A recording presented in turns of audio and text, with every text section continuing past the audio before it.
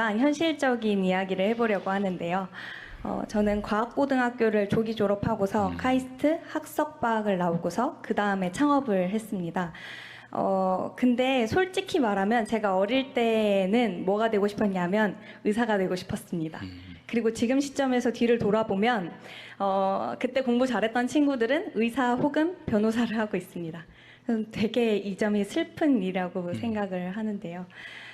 사실 학생들에게 암만 과학자 정말 좋은 거다, 국가과학자를 양성할 거다라고 말해봤자 학생들은 어떻게 해야지 돈 많이 벌지를 생각하면서 학교를 다닐 수밖에 없습니다. 그래서 요즘은 감사하게도 그 SK 하이닉스가 연봉을 많이 주면서 친구들이 반도체 분야로 엄청나게 몰리고 공부를 열심히 합니다.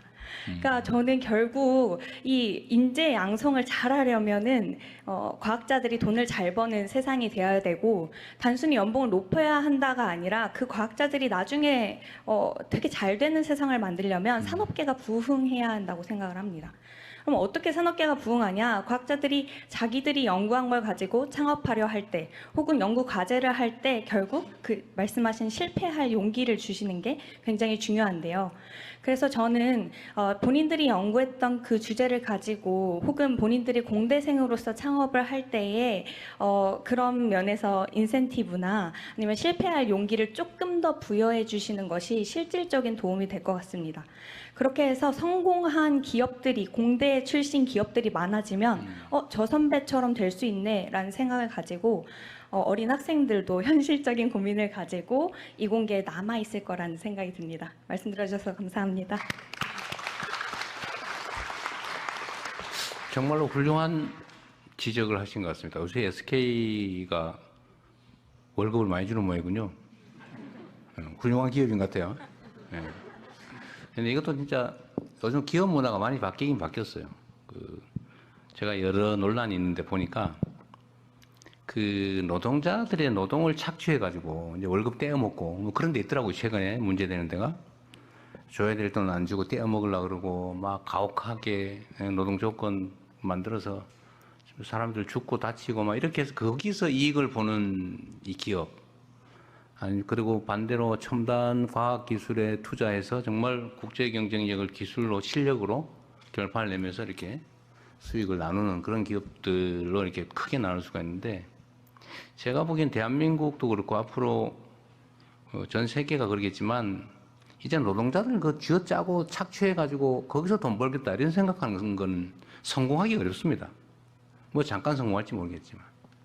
그래서 정말로 성과에 대해서 충분히 보상하고 정말 새로운 첨단 기술 개발해가지고 무슨 뭐 HBM 이런 거 하나 개발해가지고 대량으로 팔면 엄청나게 남는데 거기 기여한 과학자들, 연구자들 충분히 보상해주면 또 다른 아이템 생기고 이렇게 되지 않겠어요?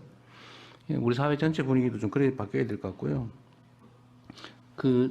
우리 가기부 장관님. 우리가 이제 그 기업 지원 사업 중에서도 이제 실패자 펀드 이런 걸 만들기로 했잖아요. 네. 저희가 창업이나 이런 거 할 때 지원을 하지 않습니까? 지원을 했는데 실패했다 그러면 우리나라는 기본적으로 이제 신용불량 돼가지고 다시는 못 일어나게 돼 있거든요. 거의 대부분. 그래서 이렇게 하면 안 된다. 진짜 실패가 자산이다. 많이 실패한 사람이 훨씬 성공할 가능성이 높거든요. 경험이 쌓이기 때문에.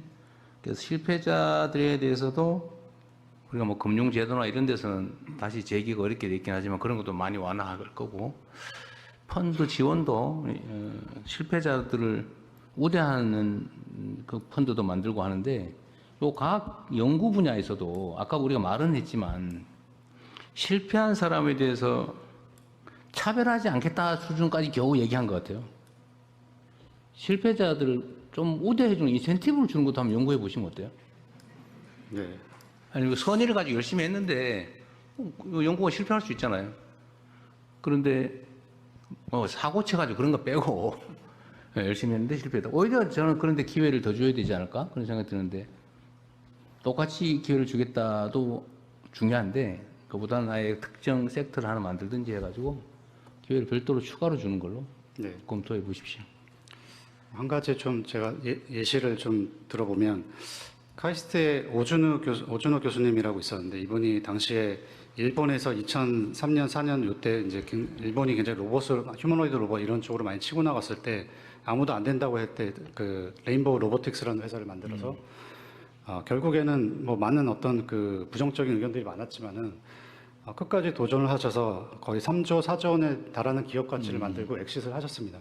이런 사례들이 많이 만들어져야지 우리 학생들이 어떤 그 이공계에 도전을 하고 공부를 하고 도전하는 이런 문화가 만들어질 것 같습니다. 그런 측면에서 대통령이 말씀하신 실패자들을 위한 어떤 여러 가지 좀 어떤 위안 펀드 그리고 또 어떤 동기부여 이런 것들을 할 수 있게 저희가 좀 고민을 그러니까 어차피 우리 R&D 관련 예산을 우리가 35조 원을 넘게 옛날에 비하면 7, 8조 원 이상 더 늘린 거잖아요. 그 중에 일부를 아니 그런 부분 좀 특화해서 연구를 그냥 포괄적으로 주면 되잖아요. 과제를 너무 정하지 말고 포괄적으로 그럼 자유롭게 내봐라. 이래서 그 중에서 뭐 실패한 사람들한테 인센티브를 준다든지 해서